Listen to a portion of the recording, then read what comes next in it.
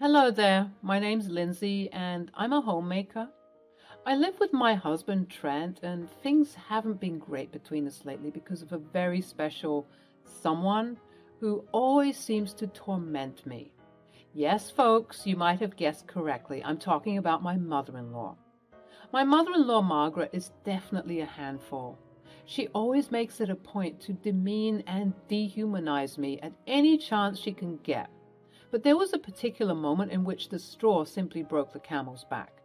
On this day, she had gone too far, and I just had to get my revenge. Margaret was making one of her famous monthly visits in which she would require the whole world to be satisfied. She would complain about improper dishes that were being used, even down to the type of napkins that were on display. She had a problem with everything. So it goes without saying that I dreaded these events, especially because she put all of the pressure and blame on me. She'd always say, "Since you're the homemaker, you have to make sure that this job is done with absolute professionalism." I understand her point, but she also needs to understand that being a homemaker isn't easy.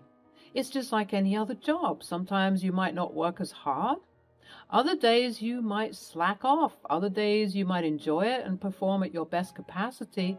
And still, there will be other days in which you simply can't take anymore and have to take a vacation, personal day just to rest and reset. But of course, Margaret was brought up in a different time than I was. So she is used to experiencing such outdated and harmful ideologies. Lindsay, are the arrangements ready? My mom will be home anytime soon now. Yes, honey, everything's ready. We're just waiting for her to get here at this point. Okay, great. You know how she can be sometimes. Oh, trust me, I know all too well. I know she can be a bit much sometimes, but please continue to bear with her. We only do this once a month, so please just try and be a bit more patient for me. Fine, fine, I will endure for now because I love you. Thanks, babe. A couple of minutes later, Margaret arrived and began her usual spiel of hating all of the hard work that I put into making sure that she was comfortable. Hello, my beautiful babies. How are you all doing? Oh, Lindsay, how could you mismatch the throw pillows like this? Don't you know anything about feng shui? Hello, Margaret. How are you? Not well, I'm afraid. This simply won't do. It will be bad for my aura. Please take away this cushion at once. I obliged, and for the rest of the night, I managed to oblige to everything that she was telling me, through gritted teeth and a twitching eye, though. The evening was coming to an end, and it was a time at which she would normally head home. But for some reason, she stayed for an extra hour, which wasn't too bad, until that hour became 2 hours, then 3 hours, then 4 hours, and finally it appeared as though she wanted to stay the night. This behavior was peculiar, and she overstayed her welcome. Even Trent was sending me confused expressions, but I was just as confused as he was. Finally, Trent hinted at the elephant in the room. Wow, it is getting super late. I should be heading to bed. Got a busy day at work tomorrow. Mom, would you like for me to call you a cab? Oh, no, actually, I'm fine. But it's so late. Would you perhaps like to stay the night? You know you're always welcome. All you have to do is ask. Margaret took a deep breath. She looked like she was about to drop some top-secret information that has been weighing heavy on her heart. Yes, I know, dear. Thank you. It's just that I don't want to go home. I want to stay here. Yes, Mom. Lindsay just said that we have no problem with you staying the night. See, that's just the thing. I don't want to simply stay for just the night. I want to stay for a while. There was a pause. We didn't know what had gotten into her. She wanted to stay here for longer? I mean, there's also nothing wrong with that, I guess. I know it must be quite lonely for you ever since Dad died. It's okay. You can stay for the night, and tomorrow you and Lindsay can go to the house and pick up your essentials. You're always welcome in this home. As much as I hated what she did at times and dreaded her visits, I could tell that she was quite lonely, so I felt bad and agreed to let her stay with us. I made the mistake of not inquiring how long she'd be staying, you see, because one night turned into 1 month, and 1 month turned into 6 months, and before long she had begun renting out her house to other people in the meantime. She had practically moved into our home. Ever since that night, she had stayed with us, and a full year had gone by. I was getting fed up with this arrangement. Margaret and I would be home all day together, which was becoming insufferable, especially because she'd always make it a point to nitpick at everything that I did as a homemaker. "Oh, Lindsay, don't you know that you're supposed to do it this way? No, no, not like that." The issue wasn't even that she was correcting me on things that genuinely needed to be fixed. Don't get me wrong. I am the first person to always be willing to heed constructive criticism, but the things that Margaret wanted to change were so minute. And honestly, they were just her insane personal preferences. I would often bring up these issues to Trent, who would brush them off because, in his eyes, his dear mother could do no wrong. But after a year of living like this, I had had enough. I put my foot down and approached Trent about this. "You know your mother has been causing us problems ever since she moved in a year ago. I get that she's feeling lonely, but I don't think she can continue to stay here if she can't respect me as the homemaker of this house. I get that she likes things to be a specific way, but if she feels so strongly about it, why not go back and live in her own home with her own rules?" "Don't talk about mother that way. How could you be so cruel, Lindsay? Yes, you are the one making decisions in this house, but she's my mother. She could be considered the matriarch of this household even. You will show her respect. To teach you a lesson, you will be cooking all of her meals from now on." "Excuse me?" "You heard me. I will no longer have this insolence taint this house. You're going to cook all of her meals for her, and I better not hear any more complaints about it. That's an order from your husband." I was completely shocked and stunned into silence. I had no words. I was so surprised that he would speak to me this way and promote such an unreasonable request. For the past year, Margaret and I would take turns cooking, which I will admit was a nice change of pace from being the sole cook in the house. It made sense for her to contribute as well, what with all of her special requests and conditions for everything. She was obsessive, so it was best that she also prepare the meals. But now I have to do whatever she wants? I would simply die working myself to the bone like that. The argument ended badly, with me trying to appeal to his better nature, but I had officially ticked him off, and as he said, he didn't want to hear anything else. I felt stuck, but I guess I had to do what I had to do, and so from that moment onward, I was subject to be the Cinderella of the household, tending and catering to her every whim. It should also be noted that ever since this new practice was put in place, Margaret appeared to be incorporating even more complicated nuances and intricacies in her dishes. She would want the fanciest things, as well as exotic items that weren't even available in our neighborhood. I'd have to order them from outside at times, which I thought was absolutely preposterous. It's as though she wanted to live in a 5-star hotel without paying for any of the expenses. This new practice had been implemented for a total of 3 months, and things were getting out of control. "Lindsay, darling, for dinner tonight, I would like frog's legs and truffle risotto." Did she think I was Gordon Ramsay or something? These requests were getting too out of hand. "How about chicken parm instead?" "Oh, Lindsay, how could you ask me such a thing? I ask you this one simple thing, and you can't give it to me? Should I tell Trent about this?" "Oh, no, I guess. I'll see what I can do." It was getting pretty late, and a lot of the grocery stores were closed. I searched online and found that the only place that was open this late and selling those food items was a 2-hour drive away. I called Margaret to tell her of my findings, and this is what she said. "Oh, I guess it's all right then. You can come back home. I guess I'll just have a bland dinner, unless you don't mind taking the trip." "Of course I mind. I don't have time to do all of this, Margaret." "But you are the homemaker. It is your duty to make sure your guests are well tended to." "You're not a guest, though. You've been living with us for a year now." "Well, I didn't know that you felt so strongly about it. Just come home and make me that chicken parm." I got home to a very cross-looking Trent and a devious-looking Margaret. "Lindsay, do you want to tell me what's going on?" "Gladly." I told Margaret that there was no way that I was going to drive 4 hours just for some frog's legs and truffles. I mean, how insane is that, babe? "As much as I do agree with you there, you could have said it nicer. You know that Mom here is our guest, and—" "Is she? She's been living with us for a year.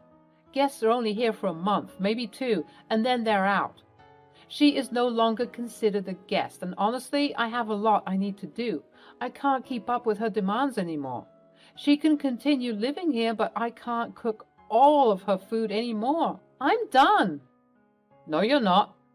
I demanded that you cook for Mother, and cook for her you will.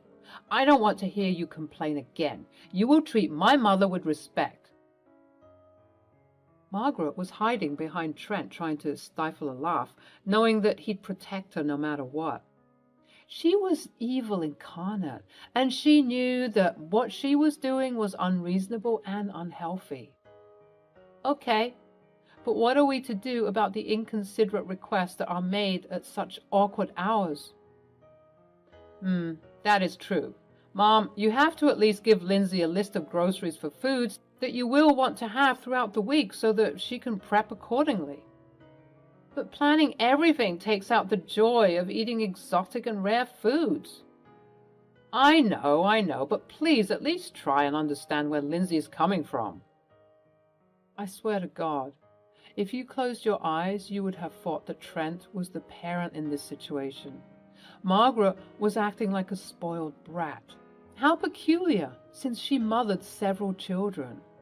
She reluctantly agreed, and the next morning she dropped a list of things she wanted in my lap. The list was ridiculous, and I couldn't even pronounce half of the things on there.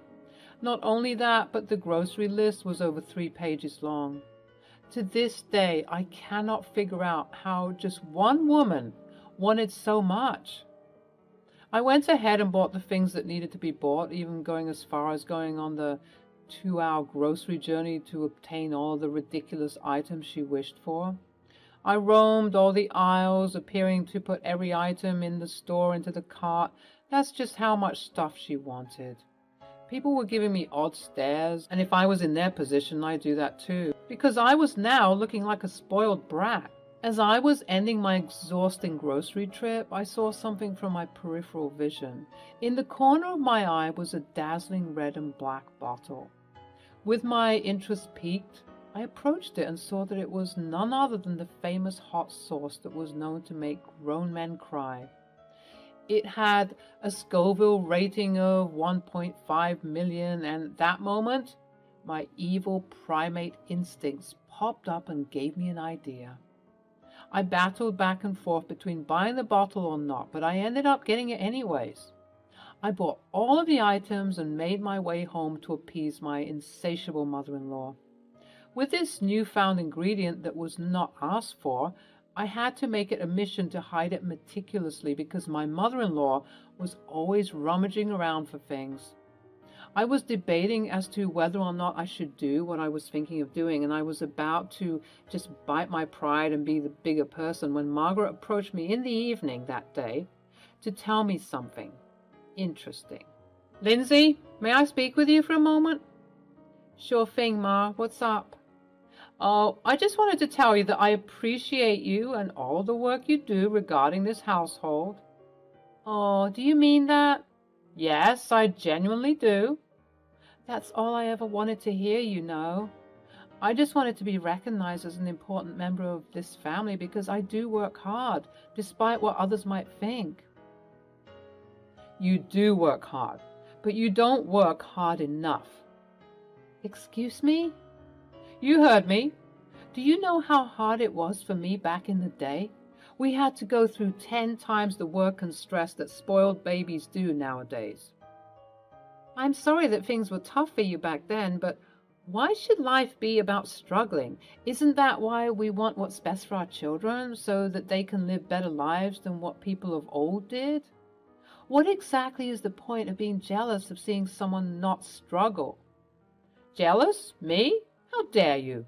That's such an outlandish thing to accuse someone of. How could you say something like that? Listen, Margaret, things are better now, and trust and believe my children will also grow up in worlds that are just better to live in. That's how development works. Would you rather that we all suffer? I was being genuinely kind and compassionate, trying to appeal to her softer side and unmask her hard exterior. But what she said next was unforgivable. You're nothing but a wench and a stubborn housewife. You're rude and inconsiderate, and you will never amount to anything. Just stick to your job as the scullery maid and Hoover wielder you are. What did you just say to me? You think you can speak to me that way? Yes, I can, because you're worthless. One thing I would like to advise evil and malicious people: make sure that the people who you offend aren't in charge of handling your food. Now go make my dinner. Sure thing.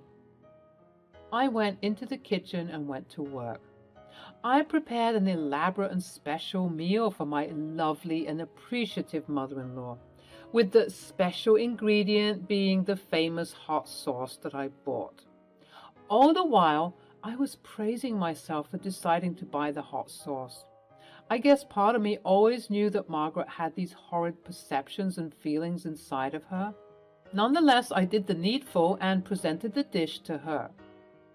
Here you go, Margaret, your coconut-curried shrimp and foie gras with some rice, caviar, and truffles on the side to use at your leisure.